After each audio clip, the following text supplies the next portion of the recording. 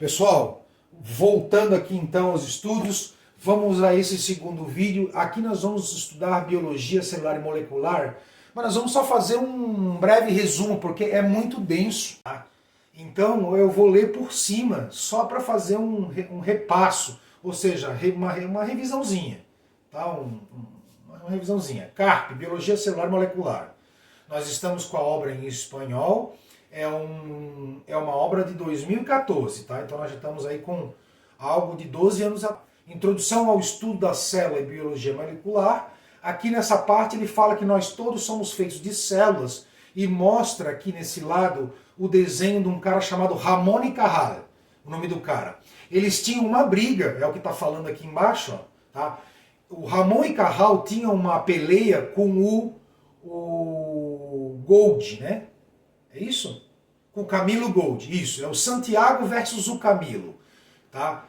E na briga para provar quem é que sabia mais sobre célula, quem é que descobria melhor. E no fim da história, o Ramón y Cajal, o Santiago, né? Acabou ganhando com um esquema muito melhor elaborado. Tá?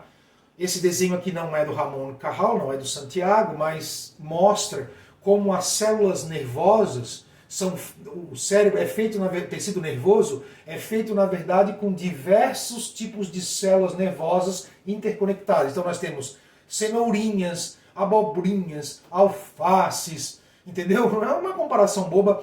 E tudo isso forma o cérebro, o tecido nervoso, ou seja, uma horta, né? Descobrimento das células. Aqui ele vai falar que do bóson de Higgs, 3 milhões de anos. Mostra o primeiro microscópio feito à mão.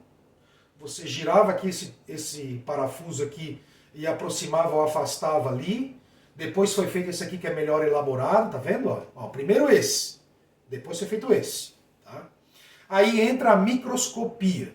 Aqui na microscopia vai explicar bem interessante o detalhe histórico, né? Não é científico, é o histórico, né? Do Robert Hooke. Tá? Robert Hooke utilizando o microscópio, apaixonado pela coisa toda, o cara com 27 anos de idade, um guri novo, cara novo, galera, ó. E nomeou a primeira vez essa palavra chamada célula, tá? Aqui explica por que esse nome, tá? Depois ele passa aqui, tem um rapaz chamado Anthony van Leeuwenhoek, ali da Holanda, pertinho da Inglaterra, descobriu outra parte. Mandou umas cartas para a Sociedade Real Britânica dos seus descobrimentos celulares, né? E aí a Royal Sociedade de Pesquisa de Londres mandou uma pessoa lá para a Holanda para verificar o que estava acontecendo. Mandaram o próprio Robert Hooke. O negócio foi tão legal que o Leeuwenhoek recebeu a visita de um dos maiores caras da Rússia na época e da rainha da Inglaterra. Então veja o naipe da conversa. Avançando, teoria celular. Aqui a teoria celular, já vamos cair direto aqui, ó. Fala do Schleiden, Matthias Schleiden, em 1838. Em 1839, no ano seguinte na Alemanha também, Theodor Schwann. Tá? Agora a Alemanha entra no contexto e criam duas teorias celulares. Tá? Já vou falar qual é. E depois um terceiro alemão chamado Rodolfo Virchow, tá? Criou a terceira. Tá? A terceira o quê? Terceiro componente da teoria celular. Então aqui já cai num pequeno teste. E resolvendo esse teste, a gente já resume toda essa parte. Quando Robert Hooke descreveu a primeira vez as células? Por mim, pela minha leitura, ele descreveu a primeira vez as células ao observar uma fatia, aquele material da rolha, né? Como é que é o nome? Cortiça, no microscópio óptico da época. Foi isso que ele fez. Ele não observou pele de cebola, pele humana, nada disso. Foi cortiça, foi com microscópio óptico, não foi com eletrônico, tá? Não foi a olho nu. Importante citar isso aí, tá? Em realidade, ele descreveu pela primeira vez as células no século XVII, né? Vai comentar aqui. Tá? Em 1665, aqui ó, 1665, isso é século XVII. tomei um pedaço de rolha e com uma faquinha afiada, como uma navalha, cortei um pedacinho de cortiça, coloquei no microscópio e percebi que tinha uma aparência porosa, muito parecida com um favo de mel de abelhas. Essa é a conversa dele, tá? E dali ele deu o nome de células. A segunda pergunta do exame aqui é: quais são os 3 componentes da teoria celular? 1. Todos os organismos estão compostos por uma ou mais células. Sem célula, não tem organismo. 2. A célula é a unidade estrutural ou básica da vida. 3. As células podem surgir unicamente por divisão de uma célula que já existia antes. Ou seja, ela não sai do nada. Porque acreditava-se, né, na Idade Medieval que vinha do éter, né, vinha do nada, vinha do desejo de Deus. Aquela coisa toda medieval, você sabe como é que é aquela cabeça do homem medieval. Aqui então o Virchow, o Rodolfo Virchow, traz a terceiro componente. Não, ela não sai do nada. Ela não sai do desejo de Deus, ela sai da divisão de uma célula pré-existente. Olha a cabeça do cara. Vamos adiante. 1.2. Propriedade básica das células, tá? Vão estar aqui, eu nem vou ler. Vai falar em 1951, George e a Martha Gay, da Universidade Johns Hopkins dos Estados Unidos, pegaram, isso é muito interessante, pegaram uma senhora que estava doente, chamada Henrietta Lacks, tiraram, rasparam as células cancerosas que ela tinha no corpo dela, trouxeram para o laboratório lá dentro da Johns Hopkins e mantiveram isso numa lâmina viva até hoje, galera, desde 1951. Essas células cancerosas da Henrietta Lacks estão vivas. Estão vivas, galera. Olha aqui, olha aqui, olha aqui. Está escrito aqui, ó. Todavia, se cultiva em laboratórios de todo o mundo. Aqui, ó. As células HeLa, da Henrietta Lacks, descendentes dessa divisão celular da primeira amostra, ainda se cultiva em laboratórios de todo o mundo. O troço ainda está vivo. Aqui ele vai falar, quanto mais complexo é uma estrutura, maior é o número de partes que deve ter o seu lugar apropriado. Beleza, vamos para frente. Diversas fotografias, intestino delgado, mostrando as vilosidades, né? Isso aqui tudo tranquilo, né, galera? Tudo tranquilo. Mitocôndria, tudo certinho. Eu nem vou ler isso aqui, tá? Bom, aqui ele vai passar mais como é que acontece a energia da adenosina trifosfato e qual é o formato.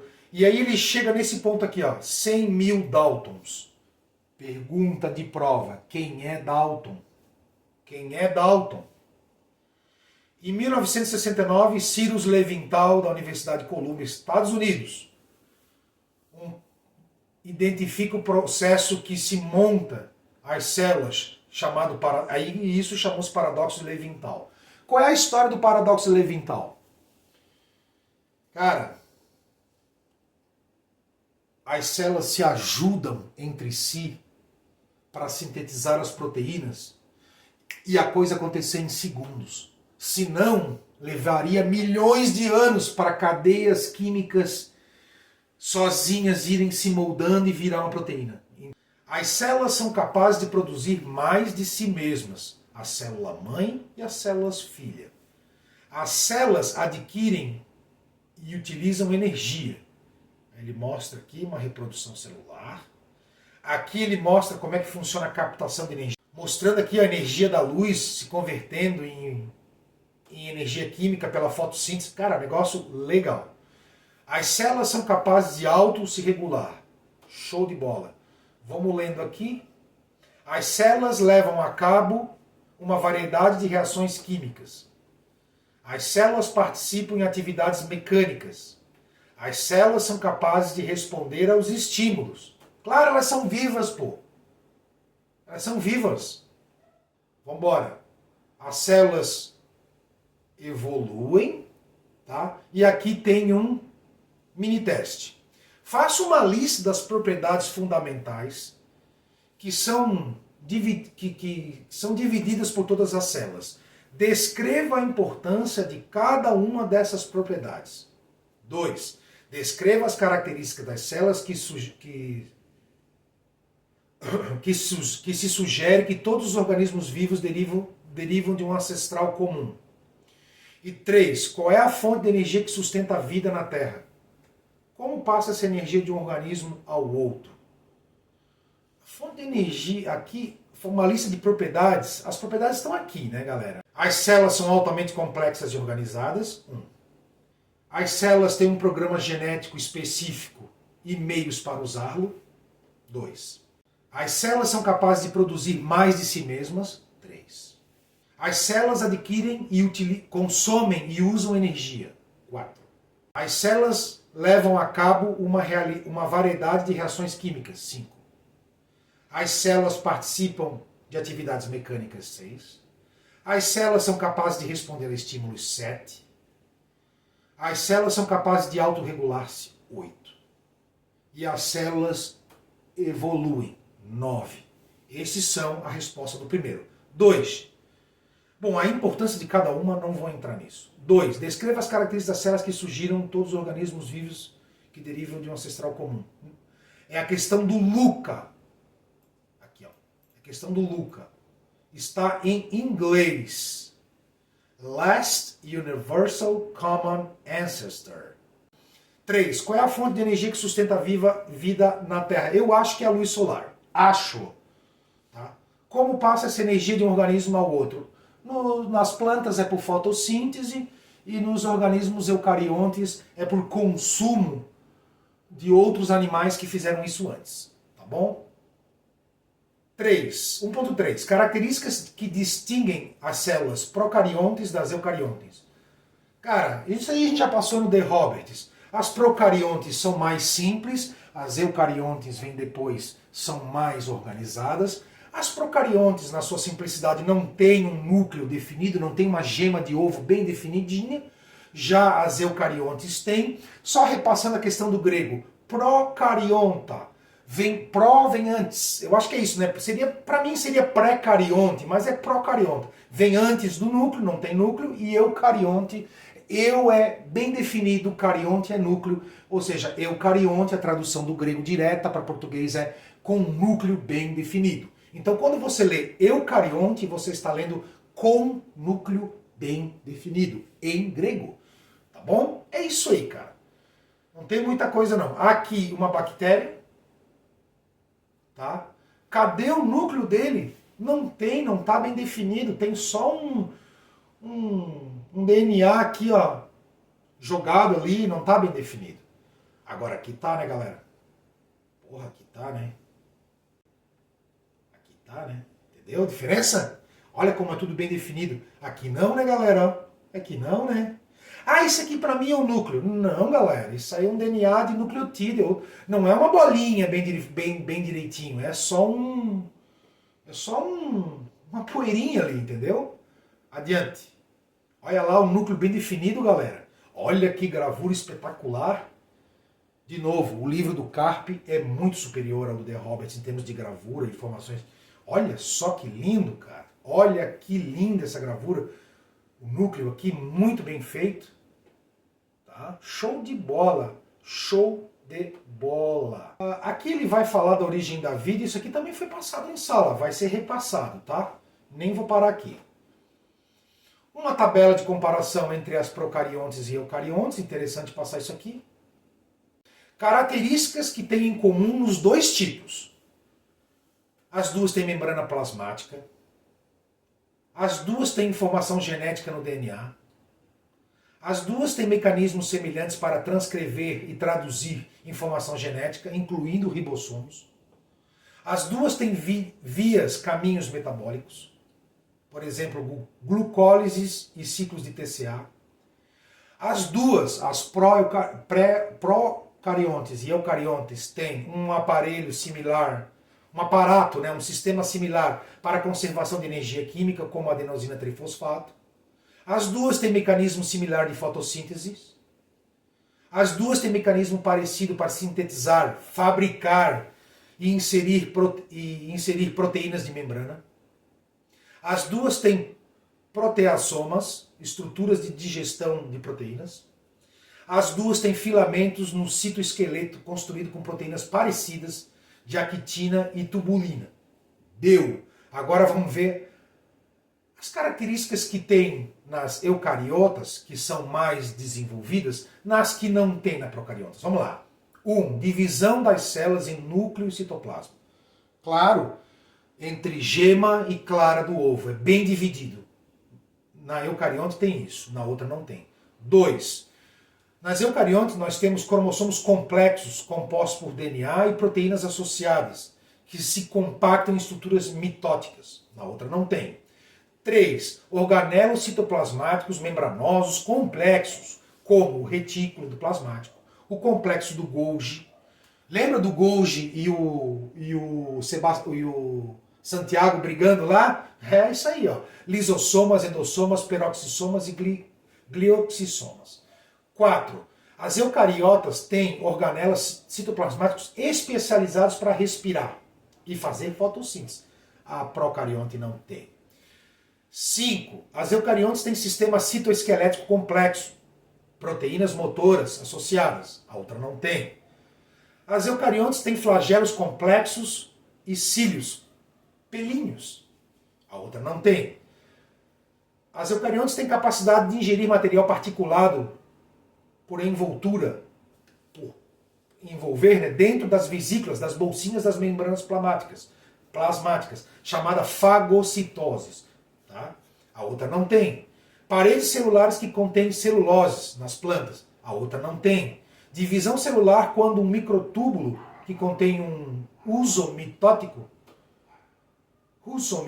separa os cromossomos. Não sei o que é uso, tá? É um termo técnico que ainda não sei. A outra não tem. As eucariotas têm a presença de 2 cópias de genes por células. Tem diaploidia. A outra não tem. Penúltimo. As eucariontes têm presença de 3 enzimas sintetizadoras de ácido ribonucleico, diferentes, são chamadas de RNA polimerase, as procariontes não têm. E por fim, a reprodução sexual requer meiose e fecundação. A outra é por mitose, né, galera? E não precisa haver amor. Não precisa haver amor. Beleza, galera? Aqui mostra a divisão celular num sistema eucariota, que linda imagem. Aqui mostra uma bactéria que está doando uma informação, sai um negócio chamado pilus F e chega na bactéria receptora. A bactéria com seus flagelos, né, com seus fios. O quadro mostra a seção transversal do núcleo central de um flagelo de espermatozoides de um mamífero. Tá aí, ó. Pô, que troço animal, hein? Vamos lá, aqui tem um teste. Compare uma célula procariota e uma célula eucariota em função das suas diferentes estruturas, funções e metabolismo. Cara, procarionte não tem núcleo definido, a eucarionte tem. Procariontes são mais simples, eucariontes, no outro lado, são mais complexas. Comparar uma célula procariota e uma eucariota em questão de função, diferenciais estruturais, funções e metabolismo. Isso aqui é questão de prova, com certeza. Tá? 1.4, tipo de células procariotas. Aí ele vai falar que a bactéria, por exemplo, é uma delas. Né? Ele divide-se em 2 grupos. O arquea, aqui está em latim, arquea, e a bactéria. Fixação do nitrogênio, conversão de nitrogênio gasoso, nitrogênio 2, em formas reduzidas do nitrogênio como o amoníaco, NH3. Podem ser utilizadas por células em síntese de compostos orgânicos que contêm nitrogênio, incluindo aminoácidos e nucleotídeos. Aquelas espécies capazes de realizar fotossíntese e fixação de nitrogênio podem sobreviver com poucos recursos. Luz, nitrogênio, aqui é dióxido de carbono e água. Não é surpreendente que, portanto, as cianobactérias são, por geral, os primeiros organismos a colonizar as pedras nuas, desprovidas de formas de vida. Legal, hein? A diversidade dos procariotas. 6.000 espécies de procariotas foram identificadas mediante técnicas tradicionais. Mas, na verdade, é menos de 1/10 parte de 1% das milhões de espécies que acreditam se ter na Terra. Então tem muita coisa procariótica, você pode imaginar. Tá? Não é 1 ou 2, não. Repasse. Que grupo de procariotas é mais conhecido por conter muitos extremófilos? É isso aqui, né? Arcaia. É isso aqui, cara. É isso aqui. Acredito que seja isso aí. 1.5. Tipo de células eucariotas. a diferenciação celular, tá? Ó. Olha aqui, ó, tecido ósseo com osteócitos. É assim, ó, isso aqui vai cair na prova de histologia, galera, na prova prática de histologia. Botou a cara no microscópio, que tipo de célula é esse aqui? Óssea. Troca. Olhou no microscópio, que tipo de célula é esse aqui? Músculo liso. Troca. Que tipo de célula é esse aqui? Células nervosas. Troca. Pronto, já parou, acho que é 3, né? Organismos modelo e vamos direto para o repasso. Qual é a importância de diferenciar as células? Ó, com o resultado da diferenciação, diversos tipos de célula têm um aspecto distinto e contêm materiais únicos. Olha aqui, ó. Diferenciar o aspecto e os materiais únicos de cada uma delas. Perspectiva humana, perspectiva da terapia de troca celular. Aí o autor vem conversando com a gente e vem falar das células mãe hematopoiéticas, ou HSC. Sempre em inglês, né, galera? Hematopoietic Stem Cells. Tá bom? Década de 60, por Ernest McCulloch e James Thiel, na Universidade de Toronto. Aqui é o Canadá contribuindo, tá, galera, para a pesquisa. Células madre adulta, células mãe adulta, células mãe embrionárias, tá? Ah, isso aí que legal, ó. Pega-se um paciente, tira uma amostra de sangue, junta uma célula com a outra, um óvulo, não é o óvulo da mulher, um ovócito, né? Junto com uma célula somática, tá? Deve ser uma célula doente, né? Fica um óvulo nucleado. Nisso, ela desenvolve até virar um blastocisto. Naturalmente isso aqui. Daí, então, eles colocam no vidro. No vidro, elas se proliferam. Depois, dali, eles escolhem o que tipo que quiser de célula e fazem o transplante de novo no paciente. Isso aqui é até uma técnica de cura de câncer muito moderna, chamada CARP. Andei pesquisando, eu gosto muito da pesquisa do câncer, e até a pesquisa CARP de cura do câncer é bem nisso aqui. Ó. Células madre pluripotentes induzidas. Aqui ele vai entrar numa teoria de japonês, né? Shinya Yamanaka, 2006, tá? Universidade de Kyoto, Japão. Coisa linda. Células mãe pluripotentes induzidas. Cara, é mais ou menos como a técnica de pesquisa do câncer CARP. Tira umas células, melhora elas no laboratório e injeta de novo no paciente agora melhorado. É isso aqui, cara. Com base é isso aqui. E aí o sangue da pessoa, ou do rato, ou sei lá o que, fica mais poderoso e a pessoa se cura de doença. Simples assim. Tá bom? 1.7. Tamanho das células e seus componentes. Cara, isso aqui é o começo do livro do De Roberts. No outro vídeo a gente viu. Micrômetro, nanômetro, angstrom. Tá? Isso aqui tudo simples de entender. Galera, micro é o mi, tá? Mi. Teria que aqui que passar o alfabeto grego, eu não vou fazer isso, mas é o mi, a letra mi. Parece um U com uma perninha puxada aqui, ó. Não é UM, é mi. Mi, os gregos chamam essa letra de mi, que depois veio a desenvolver ser o nosso atual EM. Mas é o mi. É um N de cabeça para baixo. Vai entender, né, cara? Fala aqui sobre isso, micrômetro, nanômetro e o angstrom, tá? 3 unidades de tamanho, não peso. Tá? Aqui ele vai mostrar, né? A mesma tabela que nós vimos no The Roberts, tá? Vou tocar para frente. Repasso, teste. Por que as células são quase sempre microscópicas? Que pergunta, hein? Porque elas são a unidade básica de um organismo, então elas são pequenas por natureza, porque esse tamanho delas pequenos, elas são o tijolinho, né? Acredito que seja isso. Se uma mitocôndria tivesse 2 micrômetros de tamanho, quantos angstrom equivaleria essa dita longitude? Esse dito tamanho? A quantos nanômetros? A quantos milímetros? Cara, isso aqui é uma pergunta muito mais de matemática do que de medicina. Vamos lá. Uma mitocôndria tivesse 2 micrômetros, 2 milímetros do metro de tamanho. Quantos angstroms teria? Vamos ver.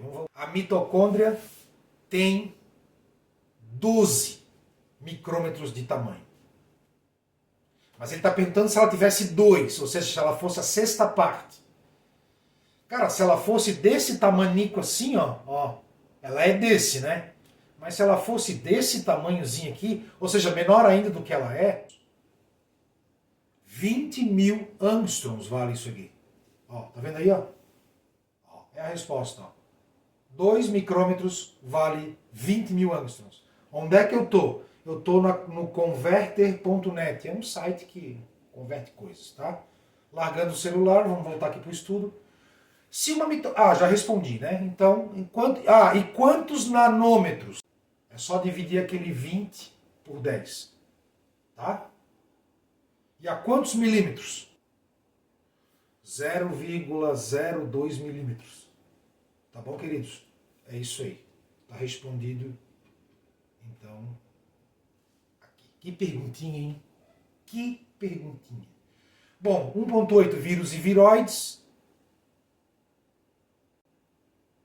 Vai falar de Dmitry Ivanovsky, russo, 1892. Wendell Stanley, no Instituto Rockefeller, 1935. Instituto Rockefeller é protagonista no mundo, tá? Na pesquisa, tá? Vai aparecer muitas vezes. Tá? Muitas vezes. A diversidade do tipo de vírus, tem vírus assim, tem vírus assado, tem vírus assim, tem vírus de tudo quanto é tipo de jeito, tá? Das vias experimentais, a origem das células eucariotas, a teoria endossimbiótica. Procariota, simples, depois o primeiro ancestral comum chamado Feca, depois o último ancestral comum eucariótico chamado Leca. Tu conhece a Feca? Tu conhece a Leca? Ó, a Leca parece uma meleca, porra. Não é verdade? Brincadeiras à parte para dar uma aliviada, porque... O que é Feca? Estamos em inglês. First, primeiro. Eucariótico. Common ancestor. O primeiro eucariótico ancestral comum. Tá aqui, ó. Em inglês. First eukaryotic common ancestor. Tá bom, queridos? Aqui, ó. Agora, o exemplo mais eloquente conhecido é a bactéria Gemata obscuriglobus. Estamos falando em latim. Tá bom, queridos? Tá aqui. Eu vou pulando porque é muita informação. Procariotas com sistemas complexos, com uma pelezinha interna. Ó. Tem até aqui dentro, tá vendo? São um pouquinho mais complexos. Mesmo assim, não são eucariontes. Não, isso aqui não é um núcleo. Não é um núcleo.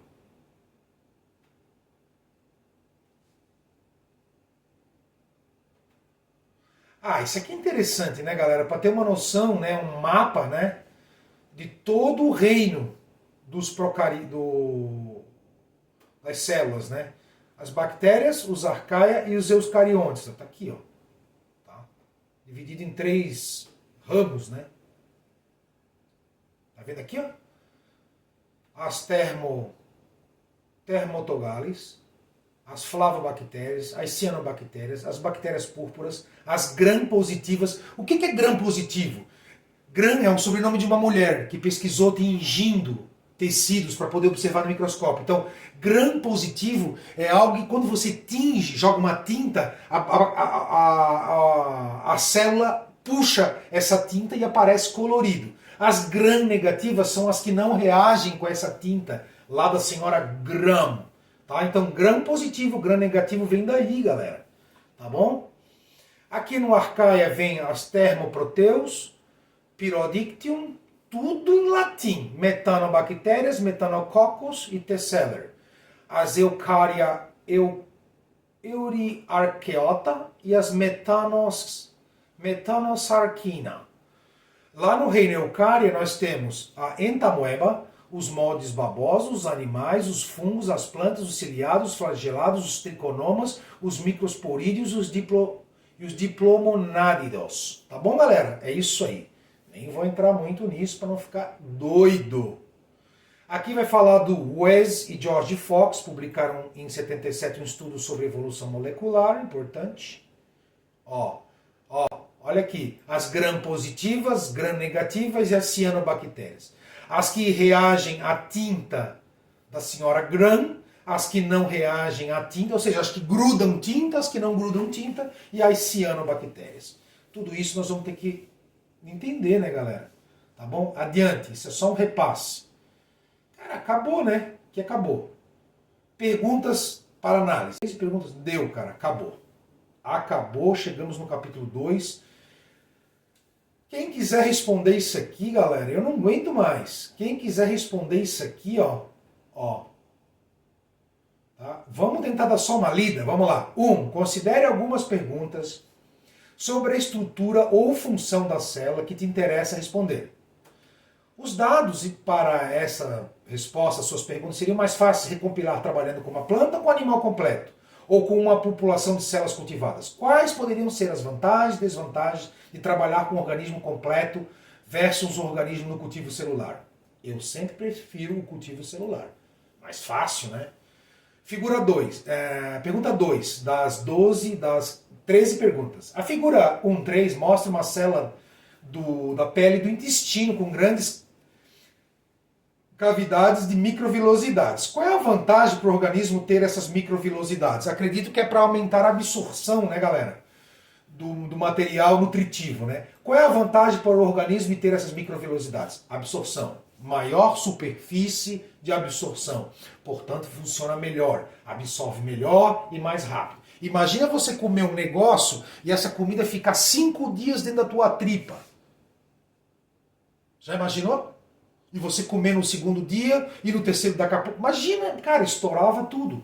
Então as microvilosidades, acredito que ajuda nisso. Absorver mais rápido e em 24 horas tu elimina aquilo que não interessa, está pronto para a próxima. De novo, 3. As primeiras células humanas que se cultivaram com sucesso se derivaram de um câncer maligno. Ele está afirmando isso. Pergunta: acreditas que isto simplesmente reflita a disponibilidade de células cancerosas que podiam ser melhores sujeitos para o cultivo celular? Por quê? Não creio que isso seja simplesmente um reflexo da disponibilidade, não, que elas podiam ter morrido. Tá? Aqui é um achismo da minha parte, na pergunta número 3.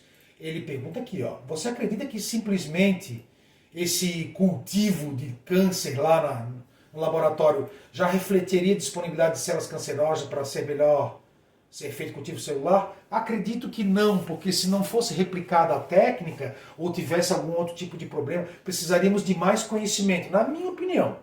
4. Os desenhos de células de plantas e animais da figura 1.8, B e C incluem certas estruturas que estão presentes nas células de plantas, mas estão ausentes nas células dos animais.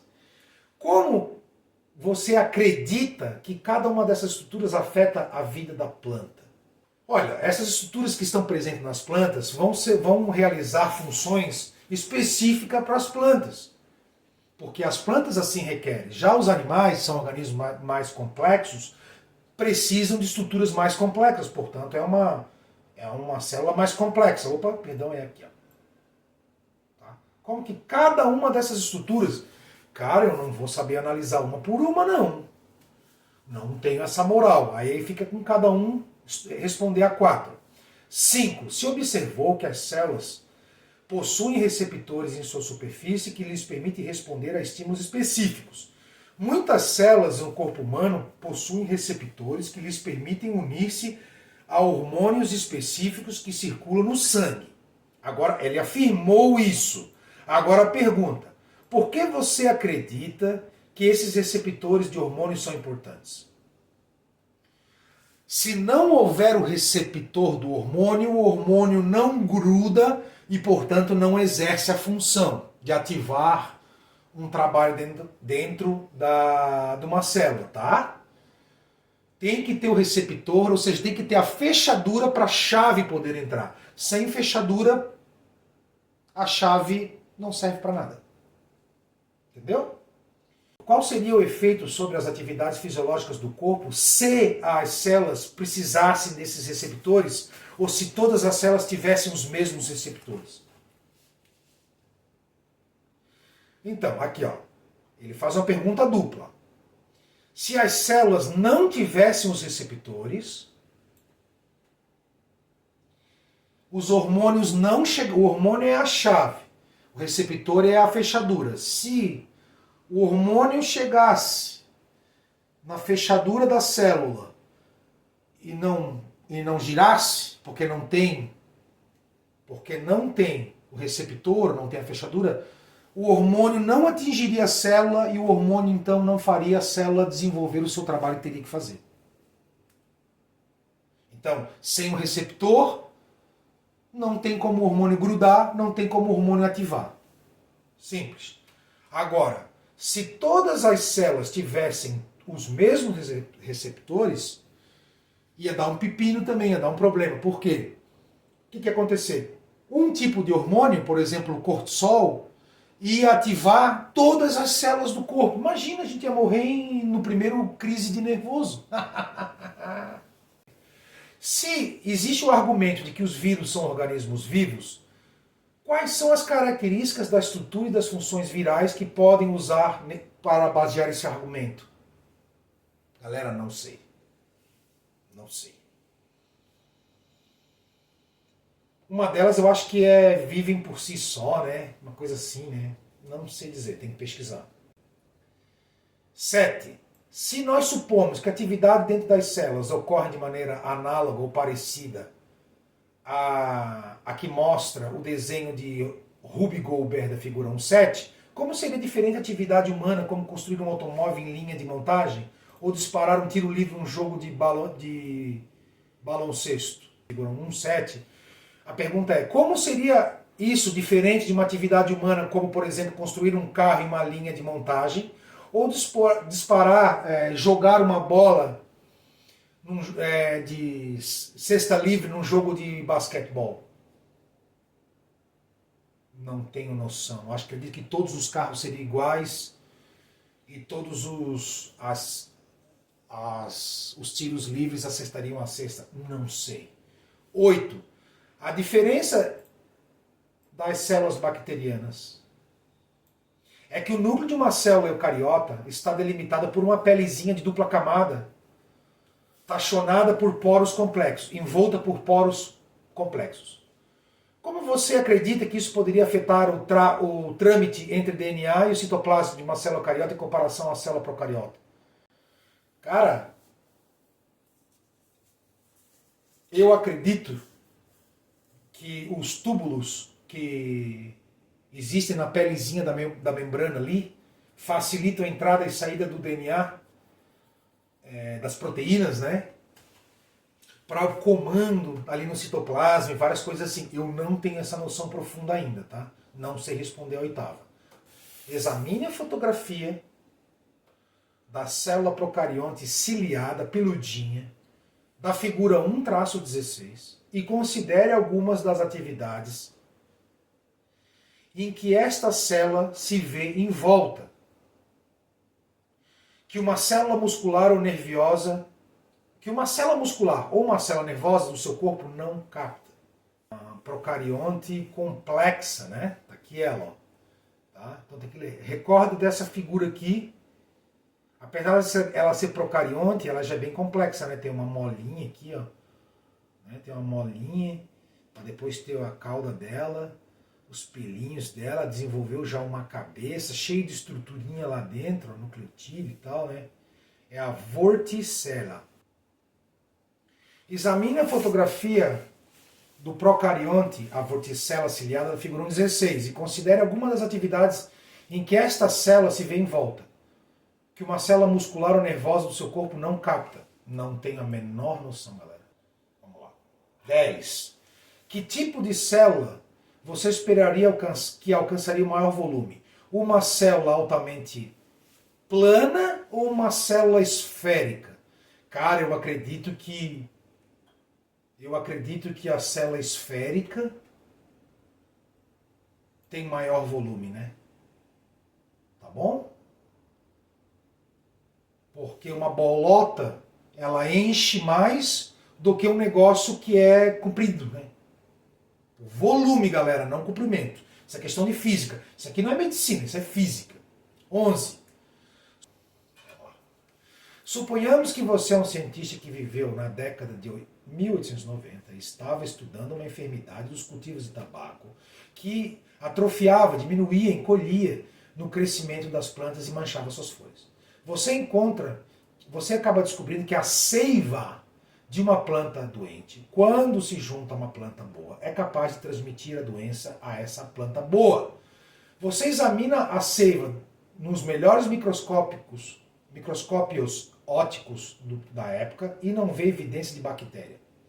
Força a seiva através de filtros cujos poros são tão pequenos que diminuem a passada da bactéria mais pequena, que atrasam, né, que filtram o passo da bactéria mais pequena conhecida, porque mais o fluido que passa através dos filtros, mesmo assim pode transmitir enfermidade, doença. Ao igual que Dmitry Ivanovsky, que foi quem realizou essa experiência há mais de 100 anos. Provavelmente concluiria que o agente infeccioso era um tipo desconhecido de bactéria muito pequeno. Que tipo de experimentos você poderia realizar hoje para provar essa hipótese? Galera, microscópio eletrônico, né? Eu acredito aí. Tira a seiva doente, analisa no microscópio eletrônico por bactérias. Tá? É isso que eu faria. 12. A maioria dos biólogos evolutivos creem, a maioria dos biólogos evolutivos acreditam que todas as mitocôndrias que evoluíram a partir de uma única mitocôndria ancestral, antiga, e que todos os cloroplastos evoluíram a partir de um único cloroplasto antigo.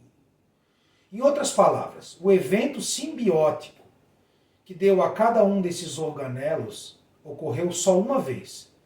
Se este é o caso, aonde ficaria a aquisição de cada um dessas organelas na árvore filogenética da figura 3A, aquela que tem os 3 ramos? Veja se são vias experimentais. Cara, não tenho a menor noção, porque eu também não tenho a menor noção disso aqui. 13, última pergunta. A publicação da sequência completa do vírus da gripe de 1918, não é que a publicação da sequência do vírus foi em 1918. É a cepa deste vírus que matou um monte de gente em 1918, foi analisada bem depois, né? Isso foi mantido, então, né? Entendeu? Não é que em 1918 foi publicado, não é isso. De novo, a publicação de uma sequência completa de um vírus, de uma gripe de 1918, e a reconstrução dessas partículas virais ativas enfrentaram uma grande controvérsia. Os que favoreceram, que foram a favor dessa publicação, argumentaram que o tipo de informação pode ajudar a compreender melhor a virulência dos vírus da gripe e ajudar a desenvolver melhores terapias contra a gripe. Aqueles que se opuseram à sua publicação argumentaram que o vírus poderia ser reconstituído por bioterroristas, que outra pandemia podia criar-se devido à liberação acidental de um vírus por algum investigador descuidado. Qual é a sua opinião sobre os méritos de realizar esse tipo de trabalho? Galera, eu não vou nem entrar nisso. O que eu poderia dizer com muita ética é o seguinte: esses trabalhos, sendo mantidos debaixo de uma estrita ética humana, social, esquecendo o lado econômico disto e político, acredito que é bem-vindo. Porém, uma pesquisa dessa, mexendo com vírus, que pode matar todo mundo, levar para o lado da grana e de um político safado, meu amigo, aí nós temos um problemaço aí. Temos um problemaço aí. Eu não vou nem entrar nesse assunto para não entrar em problema. Acabou o vídeo aqui, pessoal, super longo, tá? Espero que vocês tenham gostado. Chega por hoje. Um abraço e bons estudos.